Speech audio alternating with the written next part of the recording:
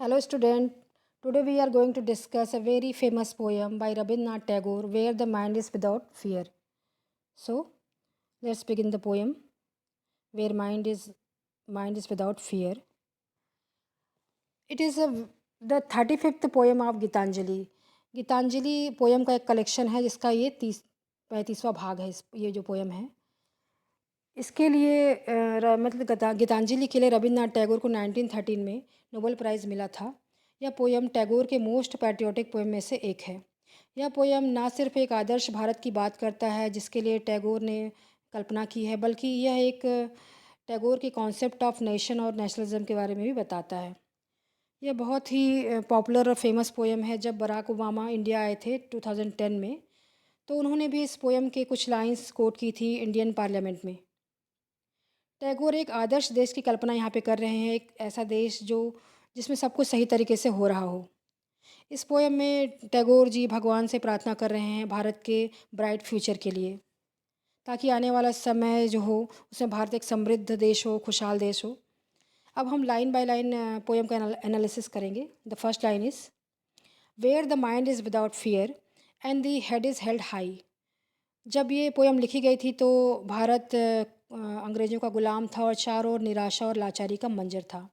पर टैगोर आशा करते हैं कि फ्यूचर में सब कुछ ठीक हो जाएगा। इस फ्यूचर में सारे इंडियन सर उठा के जिएंगे, उनके माइंड से जो भी फियर है, जो भी डर है वो हट जाएगा। Where mind is without fear, ऐसा हो जाएगा। Next line is where knowledge is free. और यहाँ सभी लोगों को शिक्षा मिलेगी और इसके लिए किसी प्रकार का कोई बंधन नहीं होगा और शिक्षा फ्री होगी, ऐसा वो कहते हैं।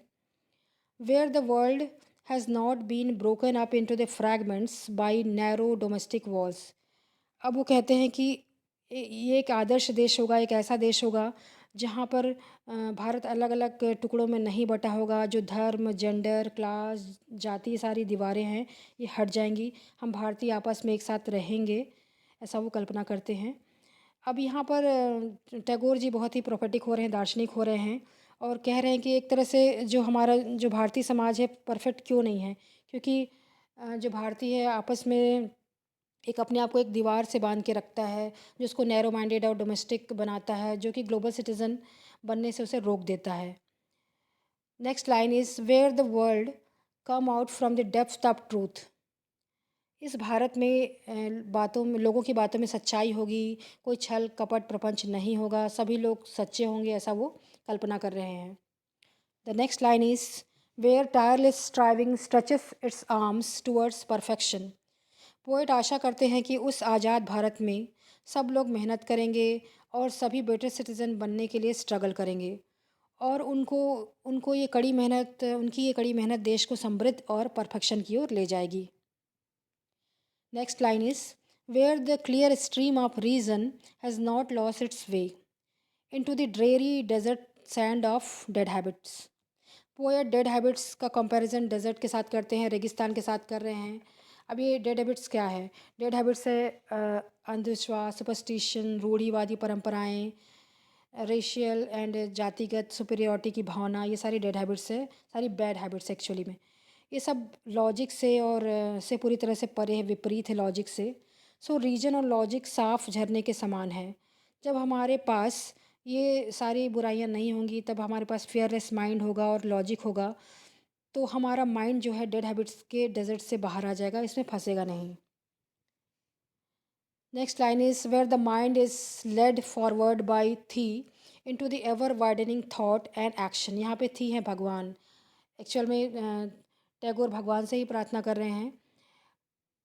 उस आइडियल कंट्री में टैगोर कहते हैं कि जो हमारे जो थॉट्स होंगे उच्च होंगे, विचार उच्च होंगे, हमारा एक्शन भी उच्च होगा, हमारा विचार ब्रॉड माइंडेड होगा और हम सारे के सारे अच्छे कर्म करेंगे और अपने देश को आगे ले जाएंगे। Into that heaven of freedom my father let my country awake. ये लास्ट लाइन है। पोएट डिवाइन पावर से ऐसे बात कर रहे हैं जैसे कि वो डायरेक्टली मतलब बात कर रहे हैं जैसे वो उनके फादर हों, क्योंकि भगवान को एक तरह से फादर का भी दर्जा दिया गया है। और वो कहते हैं कि वह आदर्श भारत होगा जो आज़ादी का स्वर्ग होगा। हम सभी आज़ाद होंगे और अपने मन में हम सभी भारतीय इस आज़ादी की भावना को संजोएंगे, ऐसा वो कहते हैं। Hope you like this video. Thank you.